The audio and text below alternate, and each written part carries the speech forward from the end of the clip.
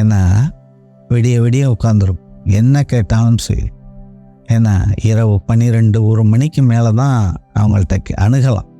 இப்போ அணுகும் பொழுது பார்த்தீங்கன்னா அந்த கேட்குறக்கு அந்த கேள்விக்கு என்ன வேண்டுமானால் எல்லாத்துக்கும் சொல்லி கொடுக்குற ஒன்று என்ன, கவனம்.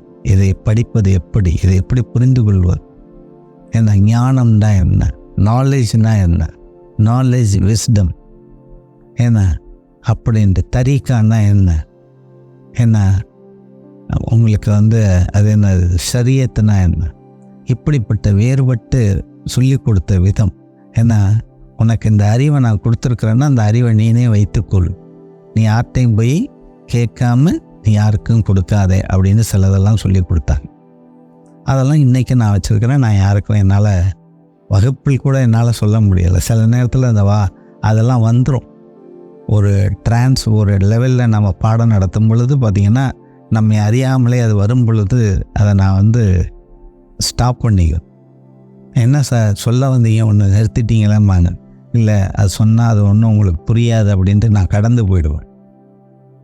ஏன் அந்த மாதிரி வருது அப்படின்னு பார்த்தீங்கன்னா, ஏன்னா அது என்னுடைய உஸ்தாத் மூலியமாக கிடைத்தது தான்.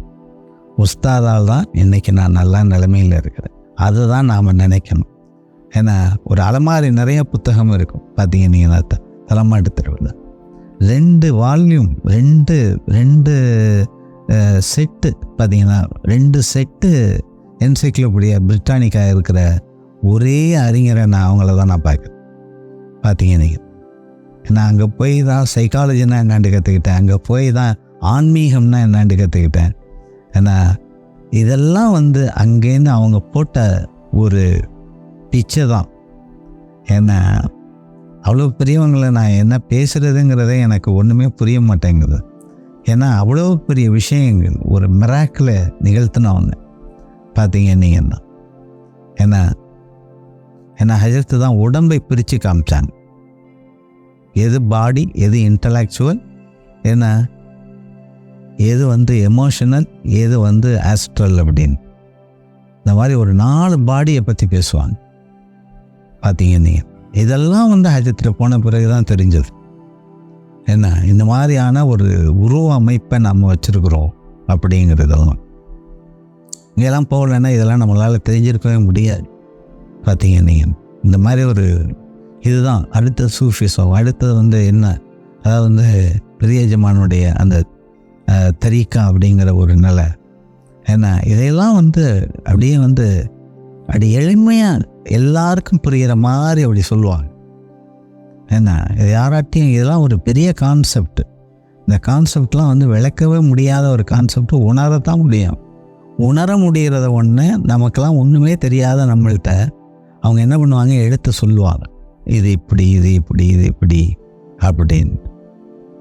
ஏன்னா கோல்டன் டைமிங் பற்றி சொல்லி கொடுத்துருக்காங்க. எது கோல்டன் டைமிங் அப்படின்னு. ஏன்னா ஒரு முறை சொன்னாங்க, நான் ஒரு பாட்டை எனக்கு பிடிக்கவோ பிடிக்காது பாண்டாங்க. அங்கே என்ன பாட்ட மாமான்னு இப்போ சொன்னாங்க, இந்த நினைப்பதெல்லாம் நடந்து விட்டால் தெய்வம் ஏதுங்கிற பாட்டை எனக்கு பிடிக்காது. நினைக்கிறதான்ப்பா நடக்கணும், அதுக்கு தானே தெய்வம். அவர் என்ன நினைப்பதெல்லாம் நடந்துருச்சுன்னா தெய்வம் இல்லைன்னாக்கா என்ன, அப்போ எல்லாம் நடத்தி கொடுக்க மாட்டாரா? அப்புறம் அவருக்கு என்ன தான் வேலை? நாம் நினைக்கிறத நடத்தி கொடுக்கணும் அப்படின்ட்டு. அப்போ தான் இந்த கோல்டன் டைமிங் பற்றி சொல்கிறாங்க. ஃபர்ஸ்ட் கோல்டன் டைம்னா என்ன, செகண்ட் கோல்டன் டைம்னா என்ன, தேர்ட் கோல்டன் டைம்னா என்ன. உழவு ஒரு உளவியல். அங்கே வந்தவங்க நிறைய பேர் ஹஜரத்துட்டு அங்கேருந்து கான்சியஸ் மைண்ட், அன்கான்சியஸ் மைண்ட்லாம் பேசுகிறதெல்லாம் நான் பார்த்துருக்குறேங்க. பார்க்கும் பொழுது எனக்கே சிரிப்பு வரும். யார்கிட்ட யார் சொல்கிறது. ஏன்னா ஒரு முறை பார்த்தீங்கன்னா 2 டாக்டர், அன்சாரி, டாக்டர் அன்சாரி, அப்புறம் டாக்டர் ஷேக்தாவூது, இன்னொருத்தர் டாக்டர் ஜமால் முகமது, 3 பேரும் உட்கார்ந்துருக்குறாங்க. ஹஜரத் வீட்டில் 3 பேரும் உட்கார்ந்துருக்குறாங்க. ஹஜரத் சொல்கிறாங்க, எத்தனை பல்ஸ் இருந்தால் நார்மல்னு கேட்டாங்க. 72, 72க்கு மேலே இருக்கு, 72 to 76 தான் நார்மல் அப்படியா, சரி, என் கையை பிடிச்சி பாருங்க அப்படின்னாங்க. உடனே ஆன்சாரி டாக்டர் தான் என்ன பண்ணார், கையை பிடிச்சி பார்த்தாரு. 72 இருக்குது, நார்மலாக.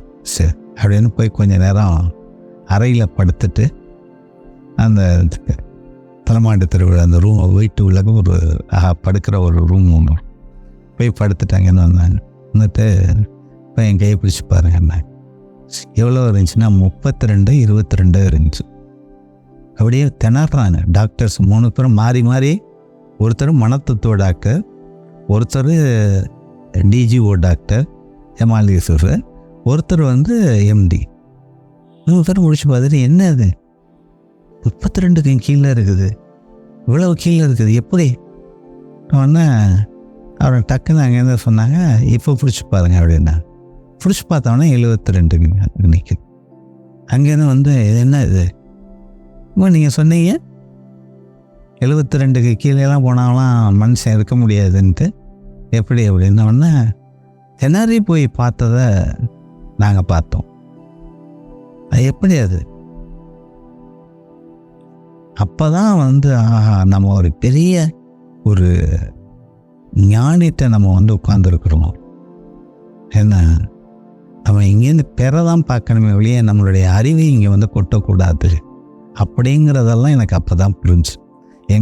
என்னுடைய தந்தையாருக்கு அவ்வளோ நெருக்கமான நண்பர். என்னுடைய மாமி வீட்டில் அவங்க தங்கியே இருந்திருக்கிறாங்க ரொம்ப நாள். அப்படியெல்லாம் இருந்தவங்க எனக்கு தெரியாது. ஆனால் அவங்கள தெரிஞ்சுக்கிறதுக்குன்னு ஒரு கட்டம் வந்தது.